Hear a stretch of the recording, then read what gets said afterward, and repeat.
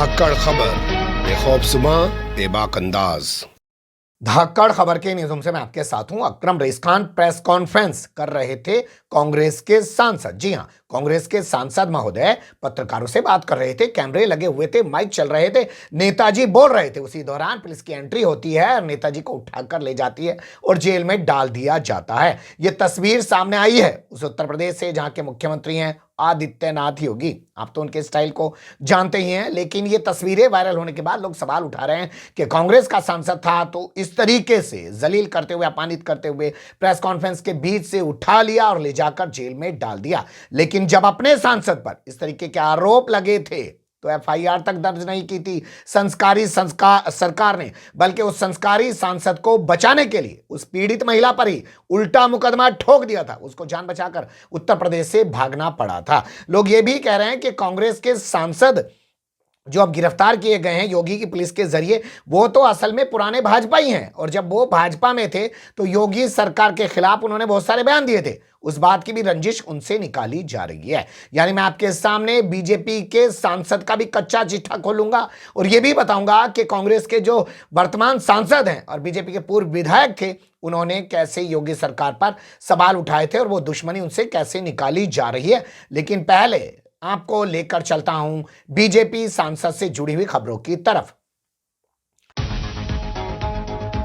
2024 का लोकसभा चुनाव याद कीजिए। 2019 की तरह फिर से एक बार 2024 में भी बीजेपी ने गोरखपुर सीट से रवि किशन शुक्ला, जो आप जानते ही हैं कौन सी फिल्मों का हीरो है, उसको अपना प्रत्याशी बनाया। मुंबई से एक महिला है जिनका नाम अपर्णा ठाकुर उर्फ अपर्णा सोनी बताया गया। उन्होंने कहा कि वो रवि किशन शुक्ला की पत्नी है और उसने शादी का झांसा देकर उनके साथ लंबे समय तक संबंध बनाए हैं और 20-25 साल की उनकी एक बेटी है, वो भी रवि किशन शुक्ला की बेटी है। होना क्या चाहिए था, उन्होंने योगी सरकार से अपील की थी उनकी एफआईआर दर्ज की जाती और एफआईआर दर्ज करके मामले की जांच की जानी चाहिए थी।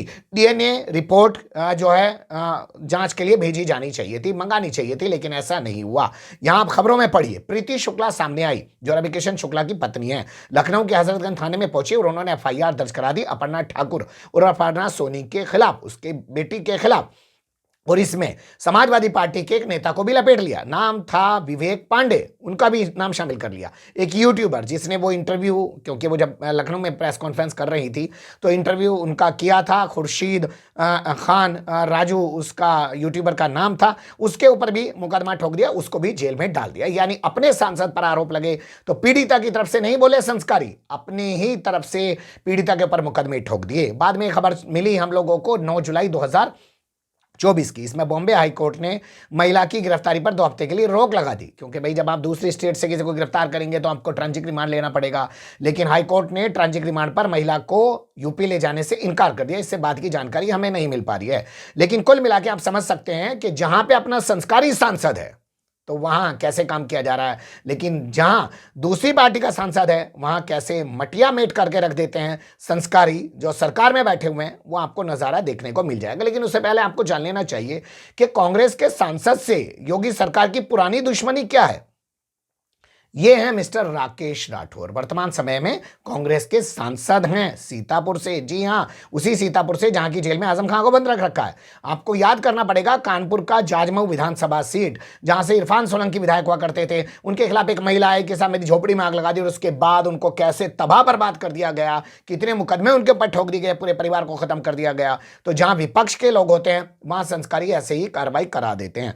लेकिन यहां अब मैं आपको राकेश राठौर का इतिहास बता रहा हूं। 2017 में ये बीजेपी के विधायक बने और ये जिस जाति से आते हैं, इनके बाद में कई ऑडियो वायरल हो रहे हैं। इन्होंने खुल्लम खुल्ला कहा कि सत्ता में ठाकुर बैठे हैं, राजपूत बैठे हैं और उनकी वजह से पिछड़ों का काम नहीं हो रहा है। इन्होंने सीधे कहा कि तेली जाति का काम नहीं होगा। इनके वीडियो खूब वायरल हुए हैं सोशल मीडिया पे, आपने देखा होगा। बार बार लगातार ये फेसबुक पोस्ट लिखते रहे और उसको लेकर ये खबर छपी कि योगी सरकार के खिलाफ सवाल उठाने पर बीजेपी ने इनसे 7 दिनों के भीतर जो है कारण बताओ नोटिस जारी करके जवाब तलब कर लिया है। फिर उसके बाद 2022 का वक्त आया, इन्होंने बीजेपी छोड़ दी और ये चले गए समाजवादी पार्टी की तरफ। बाद में समाजवादी पार्टी से ये 2024 में पहुंच गए जो है कांग्रेस की तरफ, और कांग्रेस जो है इंडिया गठबंधन करके लड़ रहा था और उसमें सांसद बन गए। यानी कैसे हजम हो जाएगा, जो हमारे ऊपर सवाल उठा रहा था, हमने तो उसे विधायक रहने लायक नहीं छोड़ा और वो दूसरी पार्टी में जाके सांसद बन गया। उसकी इतनी हिम्मत हो गई है, इतना बड़ा नेता हो गया है। आगे मैं आपके सामने नेताजी का वीडियो रखूंगा जिसमें वो खुद बता रहे हैं कि वो किन माफियाओं के खिलाफ लड़ रहे थे और माफिया किस तरीके से उनके खिलाफ एकजुट हो गए और पुलिस ने किस तरीके से त्वरित कार्रवाई की है। आपको खुद समझ आ जाएगा। तो अब ज्यादा मुझे बताना नहीं पड़ेगा, आप खुद ही सुन लीजिए जो है सांसद महोदय को। 17 तारीख को विगत मेरे खिलाफ सीतापुर कोतवाली में एक मुकदमा पंजीकृत किया गया और मुकदमा में जो हम पे आरोप लगाए गए बगैर उनकी गंभीरता को जाने, बगैर उनकी वास्तविकता को समझे 17 तारीख से उसमें कार्रवाई चालू कर दी गई।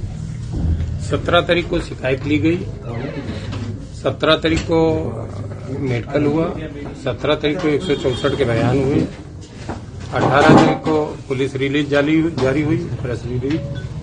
19 तारीख से पुलिस हम लोगों को ढूंढना चालू कर दिया। कल माननीय उच्च न्यायालय द्वारा हमको 15 दिन का समय दिया गया, 2 हफ्ते का 14 दिन का समय दिया गया कि 14 दिन के अंदर हम निचली अदालत से होते ऊपर तक आए। आज हम उन्हीं उच्च न्यायालय के आदेश के सम्मान में समर्पण कर रहे हैं और आगे की विधिक कार्रवाई आगे जारी है। अब ये अदालत का विषय है, मैं चाहता हूं कि मैं इस पे खामोश रहूं और अदालत में इसका जवाब दिया जाए तो ज्यादा बेहतर है। मामला अदालत में विचाराधीन है तो उसके बारे में सार्वजनिक तौर पर कोई बात करना मेरी समझ से मेरे लिए ठीक नहीं होगा। आरोप लगाने वालों का हम सम्मान करते हैं, कदर करते हैं और मुझे ईश्वर की अदालत और कानून की अदालत दोनों पे पूर्ण भरोसा है, पूरा विश्वास है कि मैं दोष मुक्त साबित हुआ। 100% यहाँ के चर्चित भूमाफिया और तमाम तरीके के भ्रष्टाचारी उन लोगों के हमारे अभियान से लगा था, उनकी जड़ें हिली थी, नींद हराम हुई। और 11 तारीख को मेरी प्रेस के बाद से वो सब बौखलाहट में थे, अजीब अजीब बयान आ रहे थे और सब लोगों ने मिलके इस षड्यंत्र को रचा है। मैं फिर आप लोगों को भरोसा दिलाता हूं और ईमानदारी से इस बात को कह रहा हूं कि आरोपों में बिल्कुल भी सच्चाई नहीं है, लेकिन उन पे ज्यादा लंबी बात करना मेरे लिए हितकर नहीं होगा, क्योंकि जब अदालत में न्यायालय में विचाराधीन है तो हमको इंतजार करना चाहिए। दूसरी बात रही माफियाओं के खिलाफ, तो मैं आपके बीच फिर कह रहा हूं कि जीवन की आखिरी सांस तक इस लड़ाई को जिंदा रखूंगा, लड़ूंगा। इससे ये लोग विरोधी ना समझे कि मेरा मनोबल कमजोर हुआ है, हम कमजोर हुए हैं। ना तो मेरा मनोबल कमजोर हुआ, नहीं मेरे साथियों का कमजोर हुआ। और जिस संकल्प के साथ हम राजनीति में जीवन में प्रवेश किए थे उस संकल्प को पूरा करेंगे। 17 तारीख को हमको अपने मोबाइल बंद करने पड़े और 17 तारीख से आज तक मेरे मोबाइल बंद हैं। आज मैंने कहा खोल दो, बच्चों के से कहा। अब जब मोबाइल बंद थे तो पार्टी के लोगों का संपर्क और हमारा संपर्क, हमको भी भूमिगत रह के न्यायालय तक जाने के रास्ते खोजने थे। 23 तारीख को यहाँ निचली अदालत में मेरी जमानत का खारिज हुआ। 24 तारीख को हमको उच्च न्यायालय में जमानत के लिए अप्लाई करना था, लेकिन 24 तारीख को ही मेरे बड़े भाई, मेरे वसी भाई और बहुत से लोगों को उठा लिया गया। मुकदमे में पैरवी न कर पाए हम, इसकी भी प्रयास किया गया, लेकिन आप सबकी कृपा से मैं फिर पुनः कह रहा हूं कि मुझे न्याय मिलेगा और मैं निर्दोष होकर आपके बीच फिर से आऊं। देखिए, मेरा मोबाइल बंद है, मैं फिर कह रहा हूं, और मैं कभी भी इस तरीके की घटनाओं को संरक्षण और पैसे नहीं देता। ये मेरे बच्चे हैं पीछे, कभी मेरी आलोचना भी हुई तो हमने इन लोगों से बिल्कुल सख्त हिदायत दे रखी और मना कर रखा है कि कोई प्रतिक्रिया न व्यक्त करें। अगर मान मिलता है तो अपमान सहने की भी आदमी को आदत होनी चाहिए। तो अब प्रदेश के लोग अगर ज्ञापन दे रहे हैं, कुछ कर रहे हैं, तो बिल्कुल सच बता रहा हूं कि मेरा उसमें कोई रोल नहीं है, ना मेरी कोई बात हुई। अब जब फोन ही बंद है, आपके माध्यम से एक बात मैं जरूर अपने क्षेत्र के लोगों से कहना चाहूंगा कि विगत 12-13 दिन मेरा उनके से कोई संपर्क नहीं हो पाया, जिस बात का मुझे बेहद मलाल व दुख है। आज अपने बच्चों से, वसी भाई से, सभी पूरे लोगों से, स्टाफ के लोगों से, जो सहयोगी, सबसे कहा है कि पूरे मनोयोग से लोगों की सेवा करें और किसी को ये कमी न खलने पाए कि उनके सेवा में कोई कमी रह गई। तो पूरी ताकत के साथ, पूरी शिद्दत के साथ जो जिम्मेदारी हमारी है और जो वचन हमने लोगों को दिया, उस पर हम लोग काम करें।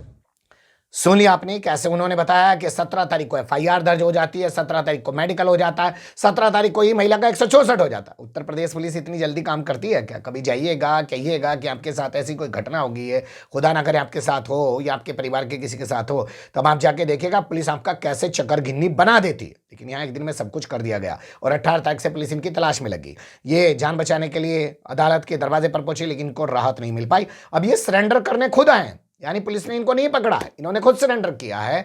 लेकिन क्योंकि पुलिस को तो अपमानित करना है, जलील करना है, दिखाना है और लोगों के भी हौसले तोड़ने हैं, तो पुलिस प्रेस कॉन्फ्रेंस के बीच से इनको ऐसे उठा के ले गई है जैसे इनको पुलिस ने खुद गिरफ्तार किया हो। तो ये एक तस्वीर थी, मुझे लगा कि आपको बता दूं, अच्छी बुरी जो भी लगी हो और जिस आप नज़रिए से इसको समझना चाहते हो वो देखिएगा ज़रूर, सोचिएगा ज़रूर। कमेंट्स के रूप में आप लोग अपनी राय दे सकते हैं, खबर को लाइक कर सकते हैं, चैनल को सब्सक्राइब कर सकते हैं और ज़्यादा से ज़्यादा हमारी खबरों को शेयर कर सकते हैं। फिर ऐसे ही किसी सुलगते हुए या उलझते मुद्दे लेकर मैं आपके सामने हूँगा हाजिर। फिलहाल अभी मुझे दें इजाज़त।